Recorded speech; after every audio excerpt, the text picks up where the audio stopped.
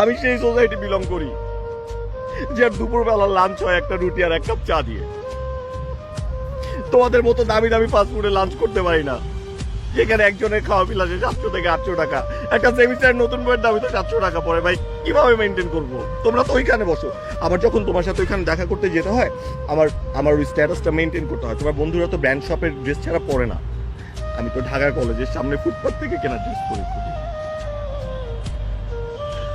আবার ওগুলো ধার করে পড়তে হয়, যেন তোমার কোনো বন্ধু তোমার কোনো বান্ধবী এটা বলতে না পারে তোর বয়ফ্রেন্ডটা খ্যাপ। তোমার রেসপেক্টটা যাতে কোনোভাবে নষ্ট না হয় সেটা আমার মেনটেন করতে হয়েছে। হ্যাঁ, আমি বাড়াবাড়ি করেছি কিছু কিছু ক্ষেত্রে, আমি জানি, কিন্তু আমি তোমাকে হারানোর ছবিটা আসলে কখনো আমি নিতে চাইনি। আমি কখনো চাইনি তুমি আমার কাছ থেকে দূরে চলে যাও। আমি তোমাকে এত অন্ধের মতো ভালোবাসি।